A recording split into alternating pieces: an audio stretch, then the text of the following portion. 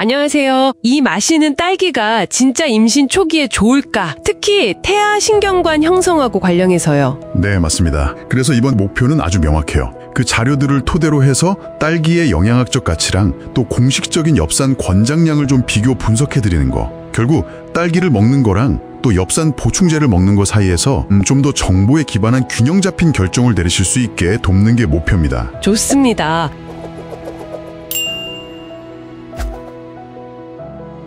딸기 진짜 매력적이잖아요. 맛도 좋고 왠지 건강할 것 같고 보고서에서도 딱 짚어주던데 엽산, 비타민 B9이죠. 이게 꽤 들어있다고요? 네, 구체적인 수치를 보면 생딸기 100g당 한 127 마이크로그램 정도. 127이요? 꽤 되네요. 이 엽산이 세포 분열이나 DNA 합성에 필수적이고 특히 태아의 그 뇌랑 축수가 되는 신경관 그거 만드는데 아주 결정적이라고 들었어요. 맞아요. 아주 정확히 짚어주셨어요. 그리고 그 신경관이 만들어주는 결정적인 시기가 있거든요. 수정되고 나서 약 20일에서 28일 사이. 이게 정말 중요해요. 20일에서 28일 사이요?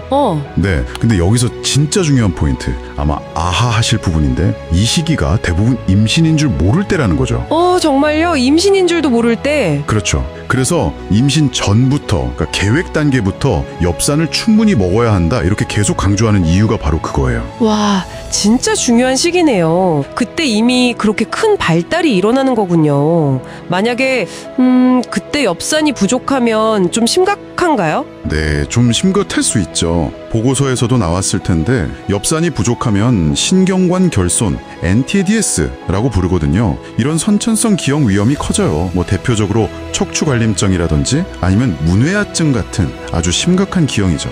아이고, 듣기만 해도 좀 무서운데요? 근데 다행인 건 엽산을 제대로 섭취하면 이런 위험을 최대 70%까지 예방할 수 있다는 연구 결과가 있다는 거예요. 70%나요? 와, 엄청나네요. 네, 물론 딸기도 거기에 기여는 하겠지만 이 70% 예방 효과는 사실 권장량에 맞춘 엽산 섭취, 특히 보충제를 통해서 얻는 효과랑 관련이 깊다고 봐야죠. 그렇군요. 보충제가 핵심이군요. 근데 딸기 자체도 좋은 점이 많잖아요. 아까 엽산 말고도 비타민C? 맞아요. 비타민C도 풍부하죠. 그게 철분 흡수를 돕는다고 하던데? 그럼 예를 들어 시금치 샐러드 같은데 딸기 넣으면 맛도 좋고 철분 흡수도 돕고 일석이조네요. 네, 좋은 조합이죠. 면역력에도 당연히 도움되고요. 그리고 그 빨간색 색소 안토시아닌인가요? 항산화 성분? 이것도 세포 보호하고 염증 줄여준다고 하고요. 맞습니다. 항산화 효과도 무시 못하죠. 그럼 딸기가 실제로 엽산 권장량에 얼마나 기여하는지 그 자료 비준으로 다시 한번 볼게요. 100g 드시면 임산부 권장량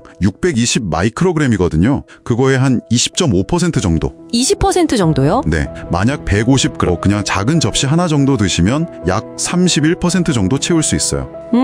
30%면 그래도 꽤 되는 것 같은데요? 분명 유익하긴 한데 이 숫자가 역설적으로 보여주는 게 있어요. 딸기만으로 권장량을 다 채우려면 매일 거의 490g을 먹어야 한다는 계산이 나와요. 490g이요? 거의 반 킬로그램이네요. 매일요? 네, 현실적으로 좀 어렵죠. 매일 그렇게 먹기도 힘들고 또 그렇게 많이 먹으면 당분 섭취가 너무 늘어나니까 그것도 문제고요. 아, 그러네요. 당분 문제도 있군요. 임신성 당뇨 같은 것도 걱정해야 할 수 있고요. 맞아요. 그래서 딸기가 분명히 좋은 식품은 맞는데 엽산 필요량을 이것만으로 채우기에는 좀 부족하다. 이렇게 봐야죠. 그러니까요. 그럼 결국 공식적인 권장사항, 특히 보충제 역할이 중요해지는 거네요. 보고서에서도 그 부분을 강조했겠죠? 바로 그겁니다. 공식 권장량을 보면 가임기 여성은 하루 400 마이크로그램, 임산부는 620 마이크로그램이에요. 특히 임산부는 보충제로 섭취하는 게 거의 표준처럼 권장돼요. 아, 표준 권장이군요. 네, 그리고 이전에 신경관 결손아기를 출산한 경험이 있는 고위험군 같은 경우는 의사 처방하에 4,000에서 5,000 마이크로그램까지도 복용하고요. 보충제가 표준인 이유가 몇 가지 있어요. 첫째는 흡수율. 흡수율이요? 생체 이용률이라고 하는데 식품에 든 천연 엽산, 폴레이트보다 보충제 형태의 합성 엽산, 폴릭 애시드가 몸에 더 잘 흡수되고 예측 가능해요. 그건 좀 의외네요. 보통 천연이 더 좋다고 생각하는데. 엽산의 경우는 좀 달라요. 합성이 더 안정적이고 흡수율이 높다는 게 정설이죠.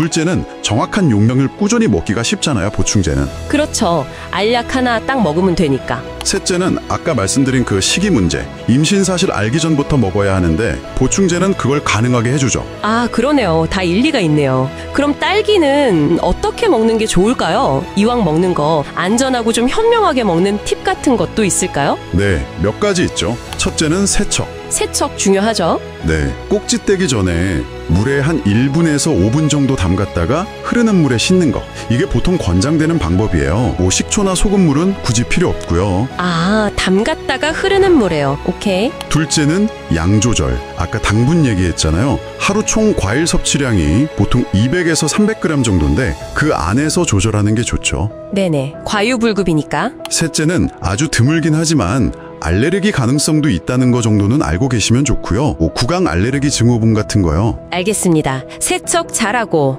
양 조절하고 혹시 모를 알레르기 인식하기. 자, 그럼 이 모든 내용을 종합해 봤을 때 당신께 드릴 수 있는 가장 중요한 핵심 메시지는 뭘까요? 핵심은 이거죠. 당신이 보내주신 그 자료들을 쭉 분석해 본 결과 딸기는 분명히 엽산도 있고 비타민C, 항산화제 풍부하고 아주 유익한 식품이에요. 조력자 역할은 확실히 합니다. 하지만 태아 신경관 결손 예방이라는 그 중요한 목표에 있어서 핵심 기반은 이건 명확해요. 바로 엽산 보충제입니다. 아, 그러니까 딸기는 도움을 주는 역할이고 기본은 보충제다. 그렇죠. 딸기는 어디까지나 지원 역할인 거죠. 보조적인. 그럼 뭐 이거냐 저거냐가 아니라 둘 다 챙기는 게 답이겠네요. 정확합니다. 엽산 보충제는 기본으로 딱 챙기시고요. 그러면서 딸기를 포함해서 다양하고 건강한 식단을 즐기시는 것. 이게 가장 좋은 전략이라고 할 수 있겠습니다. 네, 명쾌하네요. 이런 정보들이 당신께서 건강한 임신 기간을 보내시는데 또 현명한 선택을 하시는데 좀 도움이 되었으면 좋겠습니다. 물론 아시겠지만 사람마다 건강 상태나 필요량이 다를 수 있으니까요. 최종 결정은